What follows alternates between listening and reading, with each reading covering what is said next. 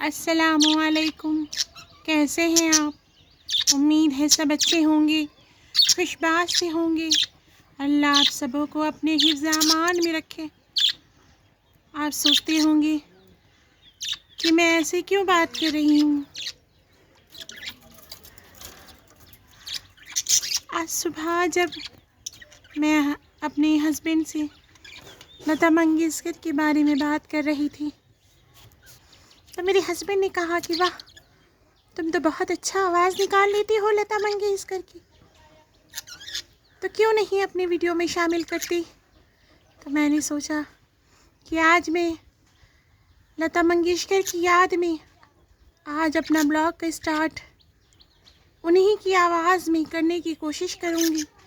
حالانکہ وہ تو ایک مہان ہستی تھی اور وہ جہاں بھی رہے خوش رہے، بس ان کے لیے میں ان کی آواز میں پہلا اسٹارٹ کر رہی ہوں۔ ان کے آواز، وہ تو ہمارے دیش کی کوئل تھی۔ ہماری کہاں ایسی اوقات کہ ان کی آواز کو صحیح طریقے سے نکال سکیں۔ آواز میری پھنس رہی ہے۔ اور پھر کھانا میں بنا رہی تھی کیونکہ مسجد کے امام کا جو ہے کھانا دینے کی ذمہ داری ہماری تھی، تو کھانا بنانے ہمارے یہاں کیا ہوتا ہے نا کہ امام صاحب جو ہے مسجد کے، وہ ان کا گھر یہاں نہیں ہے اور کافی بزرگ ہے وہ، تو ایک ایک گھر سے ان کے لیے کھانا جاتا ہے۔ یہ یہاں کا جو ہے یہ نیم ہے۔ تو خیر میں کھانا بنا رہی تھی، تو اس دوران میں جب ہوا بہت ہی کیا بتائیں، اتنا خراب لگتا ہے، اللہ اللہ۔ ایک تو ہوا یہ کہ جب میں نیچے گئی تو میری جو رانی ہے اس کا دودھ پورا ختم ہو چکا تھا اور بچہ بڑا پریشان کر رہا تھا، کیسے کر کے کیا ہو گیا، لیکن مجھے پتہ ہے کہ کب سے یہ ہوا ہے۔ میں یہ چاہتی ہوں کہ میں آپ سے بتاؤں، کیونکہ بہت سارے میری ایسے بھی ہوں گے جو میرے ویوز جو دیکھتے ہوں گے جن کے پاس بکریاں ہوں گی۔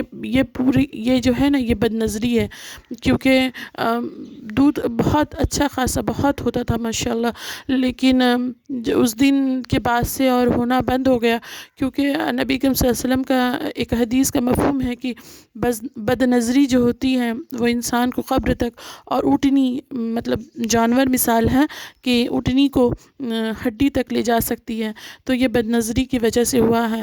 اذان کو میں نے کہا ہاں، تو انہوں نے دوائی مجھے لا کر کے دیا کہ اسے پلاؤ، لیکن دوائی پلانے سے کیا ہوگا، اسے تو کچھ دینا ہوگا۔ خیر مجھے پتہ ہے، میں کوشش کروں گی، اور آپ لوگوں کو، میری بہنوں کو، اگر کسی کو ضرورت ہو کہ بد نظری کی کیا علاج ہے یا کیا دعا ہے، تو آپ مجھے کمنٹ میں بتا سکتے ہیں، میں آپ کو انشاءاللہ ضرور بتاؤں گی۔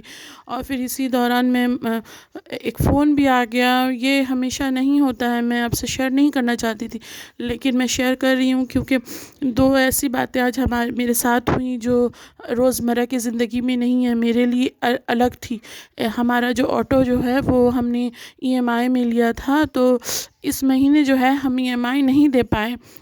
کیا کر سکتے ہیں، نہیں ہو پاتا ہے پیسہ، ہمیشہ ایک جیسا مطلب کاروبار جو ہے آٹو جو ایک جیسا نہیں چل پاتا، اور وہ بھی مہینے کے 15 دن گاڑی چلتی ہے، تو آسان اللہ کا بڑا شکر ہے، کوشش کرتے ہیں، لیکن اگر نہ ہو تو انسان کیا کرے۔ تو وہاں سے فون آ گیا، فائننس کی طرف سے فون آ گیا کہ آپ کو پیسہ دینا ہی ہوگا، اسی مہینے ہی دینا ہوگا۔ تو اللہ کر کے میں نے کچھ پیسہ جمایا تھا، تو میں نے کہا کہ انہوں نے کہا کہ اذان نے کہا کہ ٹھیک ہے، تب انہیں بلا لو گھر میں، کیونکہ وہ آنا چاہ رہے تھے، اور آن لائن دینا کے سسٹم مجھے نہیں پتا، تو میں نے اپنے ایک رشتہ دار کو فون کیا کہ دیکھو ایسا ایسا مسئلہ ہے، وہ آنا چاہ رہے ہیں پیسے لینے کے لیے، تو میں کیا کروں؟ تو انہوں نے کہا کہ نہیں، آپ وہ آ رہے آنے دو، کوئی ڈر کی بات نہیں ہے، آپ صرف ویڈیو بنا لینا۔ تو کیونکہ یہ سب چیز جو ہے نا، یہ ہمارے لیے تو نہیں ہے۔ اور پھر جب میں نے سوچا تھا کہ روز میں ایک حدیث جو ہے بخاری شریف سے پڑھوں گی، تو میرے ایک رشتہ دار نے، میرا بھائی ہے، تو اس نے کہا کہ باجی آپ اس طرح سے پڑھیں گی تو کوئی ریڈنگ تو ہے، کوئی نہیں مطلب توجہ دے گا، اور حدیث کا مطلب ہے کہ توجہ سے دے سننا، تو آپ اس کے لیے سمجھانا بھی بہت ضروری ہوتا ہے، اور آپ ابھی نہیں ہیں اور آپ کا بلاگ بھی بہت چھوٹا ہے، تو آپ ایک کام کریں کہ آپ جس طرح سے بولتی ہیں ایک کبھی کبھی حدیث مفہوم سنا دیتی ہیں، اسی طرح آپ سنا دیا کریں، کیونکہ یہ تو صحیح نہیں ہوگا نا کہ صرف آپ ریڈنگ اس طرح سے پڑھتے جائیں۔ تو میں نے کہا کہ چلو انشاءاللہ اللہ تعالیٰ اگر مجھے جس دن کامیابی دیں گے تو میں ضرور چاہوں گی کہ میں دین کا کام کروں اور اچھے طریقے سے پڑھوں اور اپنی بہن کو، اپنے ویوز کو سمجھاؤں۔ تو تب تک کے لیے میں نے اس چیز کو الگ کر دیا، مطلب نہیں کروں گی ایسے بیچ بیچ میں جیسے میں اپنی ویوز کو حدیث کے مفہوم، نبی کریم صلی اللہ علیہ وسلم کے مفہوم سنایا کرتی ہوں، اس طرح بتا دیا کروں گی، اور اپنے بلاگ کو یہیں اینڈ کروں گی۔ اللہ حافظ، دعا میں یاد رکھیے گا۔